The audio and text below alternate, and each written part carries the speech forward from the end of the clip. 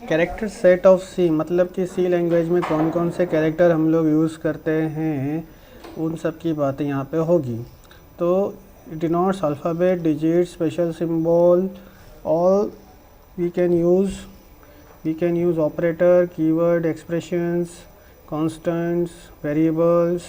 So these all are characters used for this to making variable, constant, operator. These all things we can make with the characters. तो character का use in सब चीज़ों में होता है। तो character set क्या है? हमारे पास कैरेक्टर सेट सी के लिए कौन कौन से हैं? जैसे कि गुजरात अल्फ़ाबेट्स होते हैं इंग्लिश में, 12 अक्षरी होती है हिंदी गुजराती में। तो यहाँ पर आप लोगों को कैरेक्टर सेट जो है सी का, वो इस तरह से दिया हुआ है कि अल्फ़ाबेट्स यूज़ कर सकते हो, डिजिट यूज़ कर सकते हो, स्पेशल कैरेक्टर यूज़ कर सकते हो, वाइट स्पेस यूज़ कर सकते हो, और एस्केप सीक्वेंस यूज़ कर सकते हो। एस्केप सीक्वेंस मतलब जब आप इसको पता कब लगेगा, जब आपका एग्जीक्यूशन होगा। When you execute the program then you can find the result of it.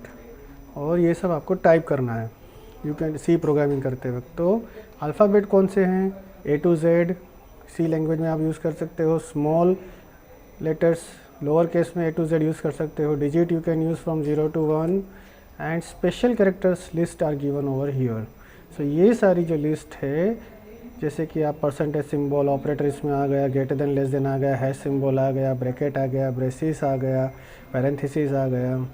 So all these things generally ये सारा चीज़ आप यूज़ करने वाले हो, तो इसको पहचानो और कीबोर्ड में कहाँ है वो फाइंड आउट करके रखो। फॉरवर्ड स्लैश आता है, बैकवर्ड स्लैश आता है, बैक स्लैश एन लिखते हैं ना, स्लैश टी स्लैश एन, उसमें ये आता है।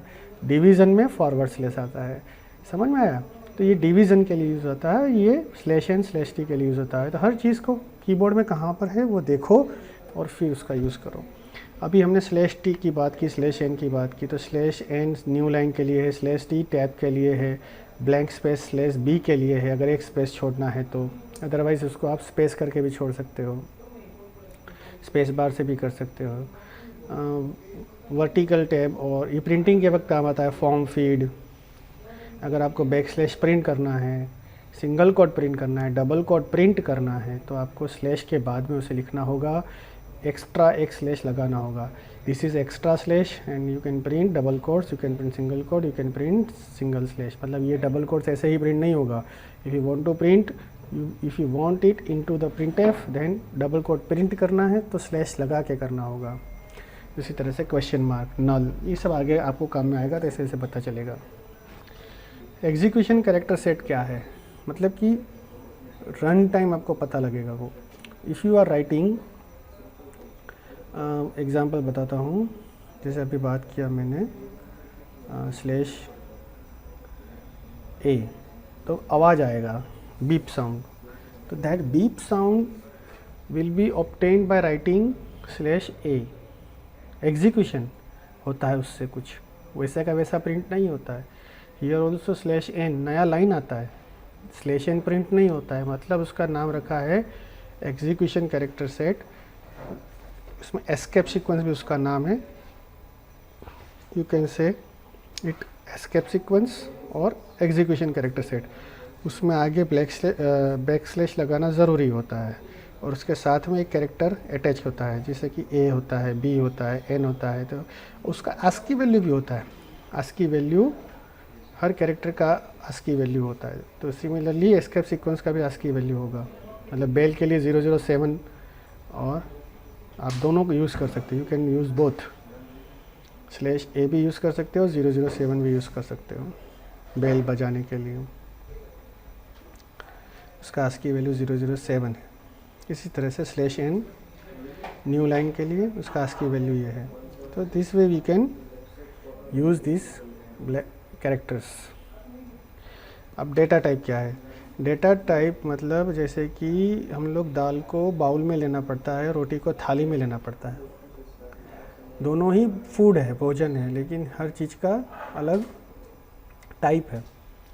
हम लोग दाल को थाली में नहीं लेते हैं, रोटी को कटोरी में नहीं लेते हैं। सिमिलरली डेटा टाइप को भी अलग अलग कैटेगरीज होती है, जैसे कैरेक्टर्स, फ्लोट, इंटीजर। तो सारी डेटा टाइप्स का हम लोग यहाँ पे डिटेलिंग देखेंगे। जैसे कि वेरिएबल ने अगर हम लोग ए जो है वो वेरिएबल नेम है, B C D these are variables name, and integer is data type, float data type, character data type, long integer data type. Long integer लिखने की ज़रूरत नहीं है, long integer and long data type, integer data type, short double मतलब अब क्या है इसका मतलब क्या है। जैसे फ्लोट में और डबल में पॉइंट आ रहा है, मतलब फ्लोट से ज़्यादा अगर आपको एक्यूरेसी और बड़ा वैल्यू चाहिए तो डबल लो, इंटीजर से ज़्यादा बड़ा वैल्यू चाहिए तो लॉन्ग लो, लॉन्ग इंटीजर लो। जैसे कि शॉर्ट भी होता है, तो शॉर्ट मतलब उस टाइप जैसे शॉर्ट वैल्यूज़ के लिए जैसे कि लिया जाता है। तो ये सारा जो डेटा टाइप्स है इसमें डिटेलिंग यहाँ पे लिखा हुआ है। तो फ्लोट और डबल में आपको ध्यान रखना है कि पॉइंट वाली वैल्यू आएगी, इंटीजर और लॉन्ग में विदाउट फ्रैक्शनल पार्ट जो वैल्यू होती है, होल नंबर जिसे कहते हैं, इंटीग्रल वैल्यूज़ कहते हैं, वो लॉन्ग और इंटीजर में आएगा। यानी कि लॉन्ग ये इंटीजर का बड़ा भाई है, लॉन्ग में बड़ी वैल्यू हम लोग स्टोर करा सकते हैं। डेटा टाइप्स में basic data type character, integer, float, void. Void मतलब नो डेटा टाइप, जिसका कोई टाइप नहीं है, वॉइड। नो डेटा टाइप मतलब वॉइड। इंटीजर मतलब जिसका पॉइंट में कोई आता नहीं है, इंटीग्रल पार्ट, होल नंबर, आखी वैल्यू। फ्लोट मतलब फ्रैक्शनल पार्ट है, पॉइंट है। कैरेक्टर मतलब अल्फ़ाबेट्स, स्पेशल सिंबल्स। और कैरेक्टर्स मतलब नंबर ऑफ़ कैरेक्टर्स ज़्यादा इकट्ठा होकर स्ट्रिंग भी आ जाता है उसमें। अब ये बेसिक प्रिमिटिव टाइप है, जिसमें से हम लोग साइन अनसाइन कैटेगरी करते हैं। साइन अनसाइन में क्या होता है, ये सारी माइनस में आ जाती है, माइनस प्लस।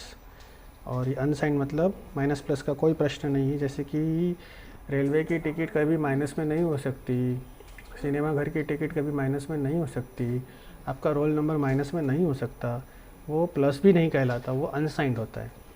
सो अनसाइंड और साइंड दो कैटेगरी। फिर लॉन्ग डबल मतलब कि जब डबल फ्लोट होता है, फ्लोट का बड़ा भाई डबल है, ऐसे ही लॉन्ग डबल है, बहुत बड़ी वैल्यू जैसे हम लोगों को लेनी है पॉइंट में ज़्यादा एक्यूरेसी के साथ, तो लॉन्ग डबल ले सकते हो, इन दोनों को मिला के, लॉन्ग और डबल को। तो इस तरह से हम लोग जैसे इंटीजर के आगे, इंटीजर का बड़ा भाई जैसे लॉन्ग होता है, वैसे लॉन्ग फ्लोट से डबल हुआ, डबल लॉन्ग डबल मतलब ज़्यादा, बहुत ही बड़ी वैल्यू के लिए। तो ये सब का रेंजेस बनता है यहाँ पे। अब आगे आप पढ़ोगे, ये हम लोग अभी बाद में देखेंगे जैसे जैसे आगे सिलेबस बढ़ेगा। स्ट्रक्चर, यूनियन, एन्यूम, एरे, ये सारे अगले यूनिट्स में आएंगे। हम लोगों को अभी ये करना है, इस पर काम करना है, प्रिमिटिव पे। डिराइव्ड और यूज़र डिफाइंड जैसे जैसे सिलेबस आएगा आगे हम लोग करते जाएंगे। हर सिस्टम में जो भी 32 बिट का सिस्टम है, 16 बिट का सिस्टम है, तो ANSYS का जो टर्बो सी कंपाइलर है उसके हिसाब से उसमें हर एक का एक फिक्स साइज़ होता है। जैसे कि कैरेक्टर का 1 बाइट होगा, फ्लोट का 4 बाइट होगा, इंटीजर का 2 बाइट्स होगा। इंटीजर का हम लोग 2 बाइट्स ही मानेंगे। कंपाइलर पे आप चेक करके देख लो रन करके कितना आता है। तो हर डेटा टाइप्स यहाँ पे जो दिया हुआ है उसका कैपेसिटी ये है, साइज़। अगर एक वेरिएबल इसका 2 बाइट रोकता है, कैरेक्टर का एक वेरिएबल 1 बाइट रोकता ऑक्यूपाई करेगा मेमोरी में, फ्लोट का 4 बाइट ऑक्यूपाई करेगा मेमोरी में, डबल का 8 बाइट ऑक्यूपाई करेगा। तो उसको प्रिंटिंग करने के लिए, स्कैनिंग करने के लिए इंटीजर होगा तो %d लेंगे, लॉन्ग इंटीजर होगा तो %ld लेंगे, फ्लोट होगा प्रिंटिंग और स्कैनिंग के लिए, फ्लोट होगा तो %f लेंगे, कैरेक्टर होगा तो %c लेंगे। इस तरह से हम लोग सारा फॉर्मेट स्पेसिफायर यहाँ पे लिखा हुआ है। अनसाइंड के लिए u भी यूज़ करते हैं, लॉन्ग डबल के लिए LF भी यूज़ करते हैं। तो this are details given and I have shared in Google classroom.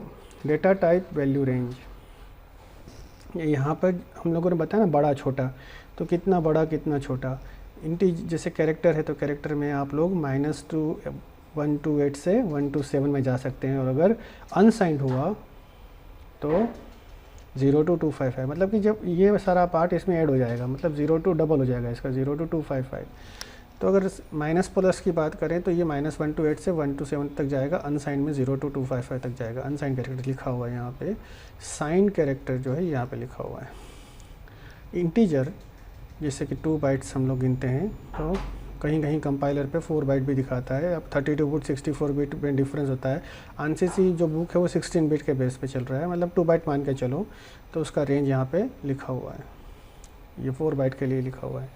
तो सिमिलरली यहाँ पे 2 to 4 बाइट का अनसाइनमेंट, मतलब ये पार्ट जो है यहाँ पे ऐड हो जाता है, तो इसका डबल हो जाएगा। यहाँ पे 0 से शुरू होगा तो लेफ़्ट पार्ट आधा इसमें राइट साइड चला जाता है।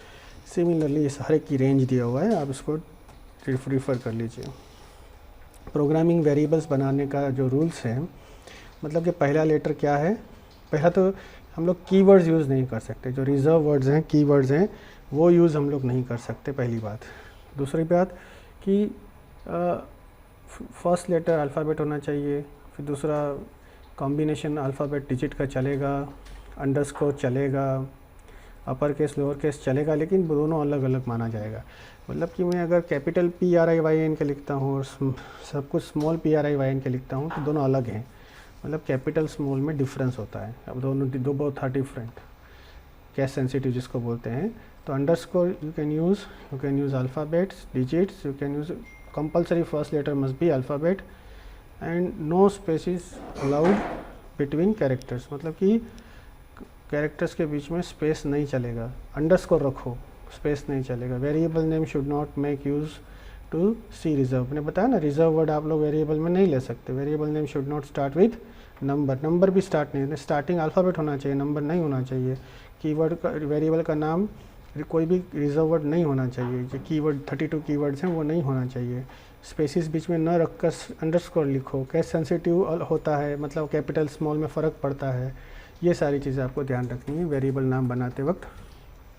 आपका हम लोगों को प्रोग्राम हमारा दिया हुआ है, size of operator, program division problem with integer और फ़ारेनहाइट कन्वर्जन विथ सेंटीग्रेड।